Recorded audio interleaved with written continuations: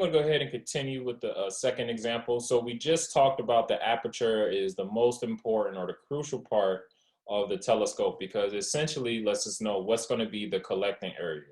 All right, and the bigger the diameter, the bigger the collecting area. So pretty much the bigger the circle of this telescope is going to determine the effectiveness of the telescope.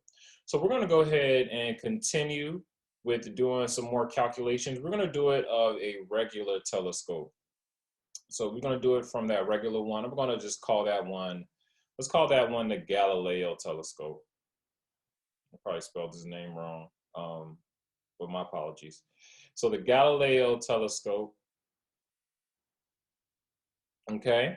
Let's go ahead and see what that diameter is, and I can get his correct name. All right, so it's about a diameter of let's do, so about 0.16 meters. Okay, so 0.16 meters.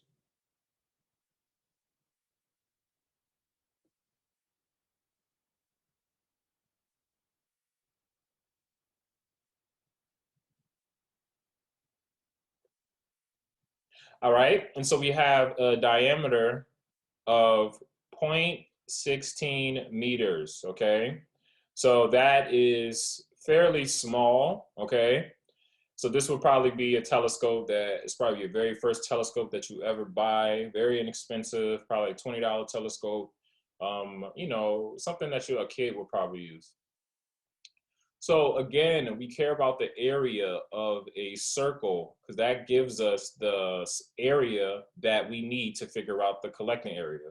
That's the whole point of this, okay? And so we want to put our radius in terms of diameter, which is just half of that, right? Squared. And then we go ahead and move on to the next part, which is plugging and chugging it. So we're going to take our diameter and plug it into our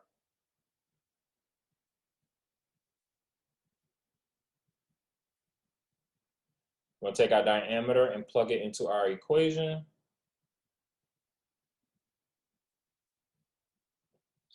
Go to our handy dandy calculator. We got 0.16 divided by 2. It's going to be 0.08.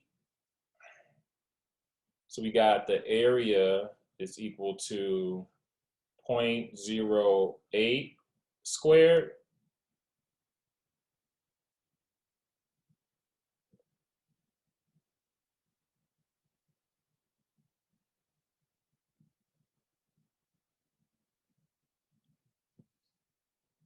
Pi is going to be 0.8 squared.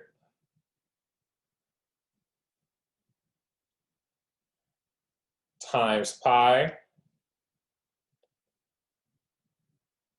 So that gives a collecting area of 0.02. See, 0.02. There you go.